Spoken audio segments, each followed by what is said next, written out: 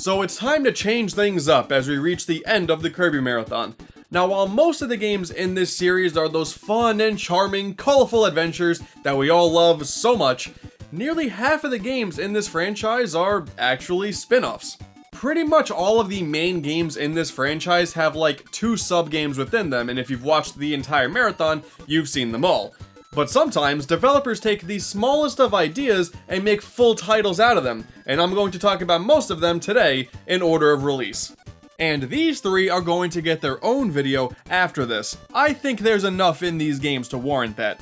It's sort of similar to Epic Yarn in that aspect, which was a spin-off, but it was so fleshed out that I managed to get a full video out of it anyway. And there are a couple of oddities here and there, like Kirby's Toy Box for the Super Nintendo Satellaview. If anyone out there even knows what that means, but we have plenty of games to look at today anyway, 7 in total, so let's waste little time and get right into the first one, Kirby's Pinball Land for the Game Boy. It's Pinball with the Kirby theme. Well, alrighty then, that's one down. Next up we have Kirby's Dream Course for the... Alright, fine, that's not entirely fair, but really, there's just not much to this one. Kirby plays the role of the pinball, and across 3 different pinball tables, it is your goal to make it to the top and take on that table's boss. You defeat Wispy Woods, Kracko, and Poppy Brother Sr., you fight King Dedede, and once you're done, you continue on and start the game over to get the highest score possible. But this is virtual pinball on the Game Boy we're talking about here. Sometimes the physics can be a little bit wonky. Your path to Dedede could take 20 minutes, or it could take 2 hours. Expect to fall to the bottom and frustratingly reset the game often. But if you do sit down and play it with the intention of completing it, it can be a fun ride. Each table has a few gimmicks here and there. On top of the 3 bosses are also 3 mini-games, 1 for each table. And the music is, as expected, super catchy. This would also begin Nintendo's absurd trend of making pinball games with their mascots. They did that a lot, and I really don't know why. You remember Mario Pinball Land? Yeah, I try not to. Where's Zelda? A Link to the Pinball is my question. And hey, if you are in the mood for more Game Boy pinball goodness by HAL, there's Revenge of the Gator, which came out first. And it's kinda neat as well. And really now, when else is anybody gonna talk about this game?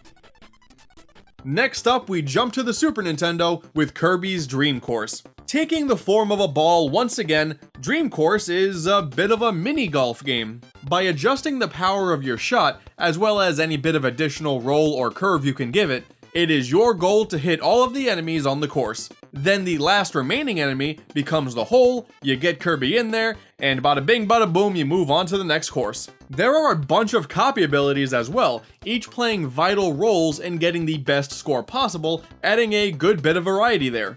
But honestly, single player isn't that much fun.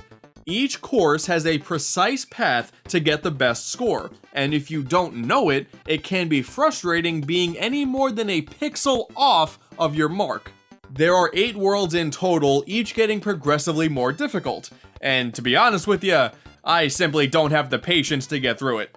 Funnily enough, there's even a story as well, though only in the Japanese version. It's weird.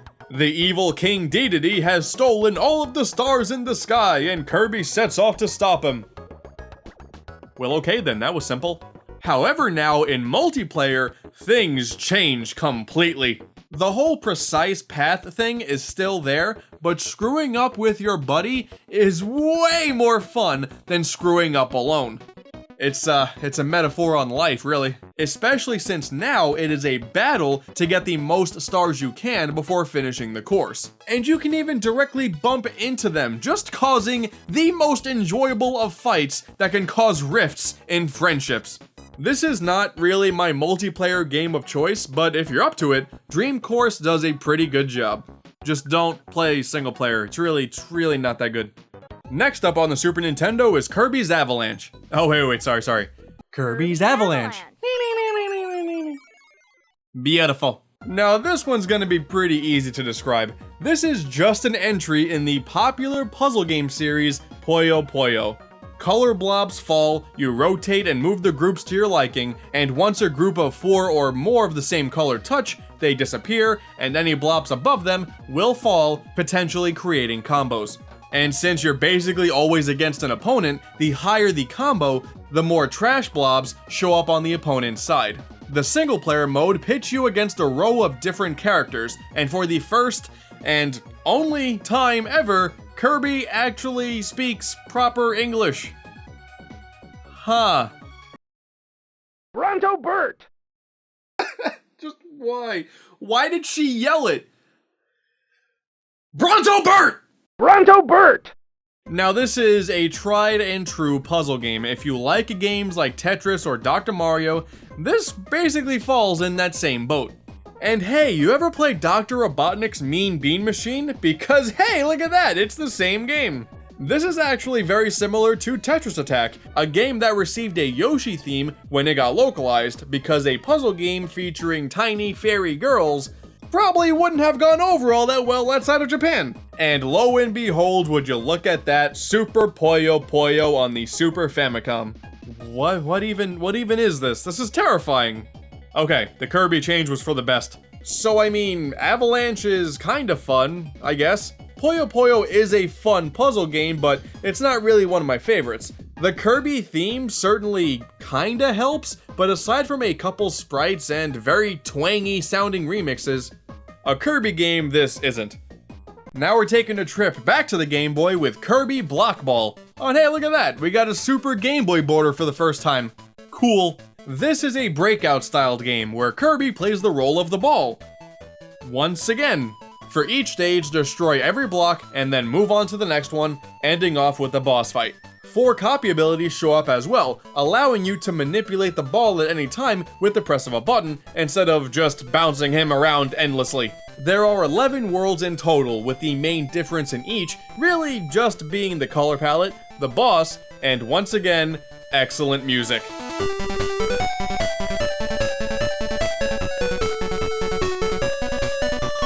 You know, they really didn't need to make music this good for a breakout game, but hey, more power to the composers, I guess. There's some replayability too, with the final worlds only being accessible after surpassing the top score in the initial 10, which can actually be kinda difficult at times. But once you do that, you can finally take on King Dedede. And once he's defeated, he explodes? What? And then Kirby rides atop a fountain as the credits roll. Adorable. As a breakout game, it is naturally kinda repetitive, but for an arcade-styled game on the Game Boy, it's actually pretty enjoyable. I only first played this game a couple years ago, but it's already become my favorite of the Game Boy spin-offs, for sure. And speaking of, the final Game Boy game is Kirby Star Stacker. It's a puzzle game, so there's not much to say about this one either. Right off the bat, it is very easy to compare this to Avalanche. However, this puzzle system is pretty unique. 2 block pieces fall, and it's up to you to make rows or columns of matching animal buddies, either right next to each other or with star blocks in between. By doing so, you accumulate a bunch of stars, and once you get enough, you beat the stage, you move on to the next one, and really you just keep doing that until you decide to stop. There's a couple of extra modes here, like a score attack and a challenge mode, but more importantly, the expected Kirby charm that was kind of lacking in Avalanche is here. The music is catchy, surprise surprise, the dancing scene, as expected, is adorable, and upon playing really well, you are treated to these great looking pictures of Kirby with his animal buddies. That's like my favorite part of the game right there. Not great, not bad, just sort of alright. And in fact, this is the perfect way to transition back to the Super Nintendo because Star Stacker actually got a Japanese-only remake/sequel called Kirby no Kira Kira Kizu. So for the sake of not butchering the Japanese language in the future, I'm just gonna refer to this as Kirby Superstar Stacker. That makes sense, it rolls off the tongue, Superstar's the thing. We cool? Cool. The most notable improvement here are, of course, the graphics, using that same crayon coloring book art style as Dreamland 3, and it looks pretty good.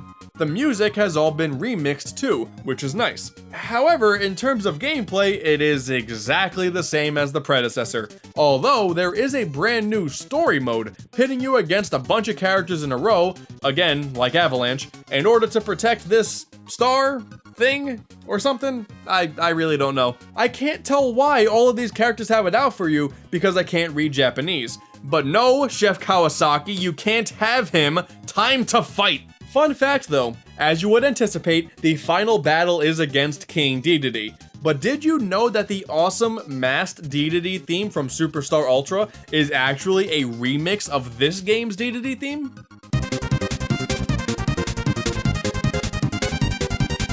I'm glad I finally get a chance to show off this bit of useless Kirby knowledge that I've had in my head for nearly a decade.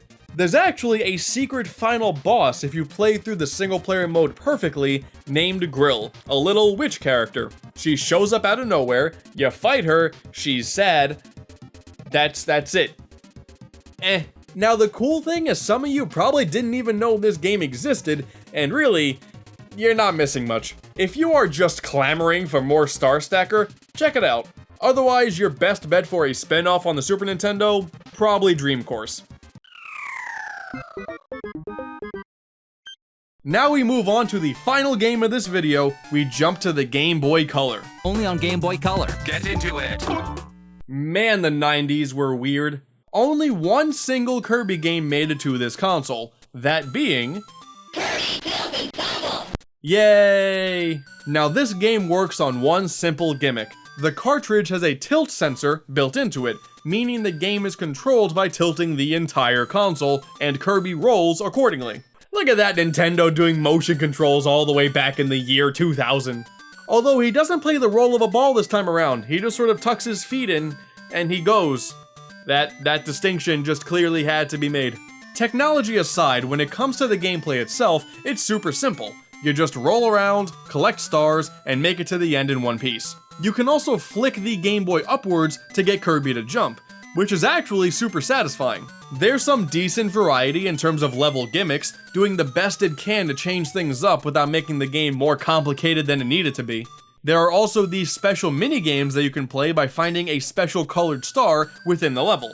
There's 5 in total, naturally all using the tilt sensor, and they're pretty neat as well. Really though, this is kind of an instance to where if you played 1 or 2 of the levels, you've kind of played the entire game. It's perfectly fine though, and the only weird thing about it is a majority of the bosses are these colored eyeball things called observers. They're not the only bosses in the game, of course, but it's just weird how 5 of them are just these things and they never show up in the series again. But the thing that sucks the most about this game is that it's basically impossible to play now. The cartridge sticks out upside down in a Game Boy Advance SP, reversing all of the tilt controls. And yeah, it's pretty tough that way. The same goes for the Game Boy player. Not like it'd be that great controlling the game that way anyway. And actually, for the purpose of good footage, I've been emulating this game on the Wii, which is nice because I can play the game with proper tilt control as intended, but it's just not the same. If you do have access to a Game Boy Color or an original Game Boy Advance, then go for it, totally worth it then, but otherwise, you may as well just skip it.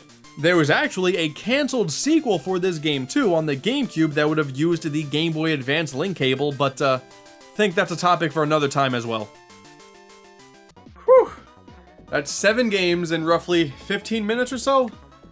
That's a job well done if I do say so myself. Now there was one more Kirby spin-off that released after this, and that's Kirby Air Ride for the Gamecube. And it is a fantastic game. City Trial is amazing. I would go on about it more, but I've already done that.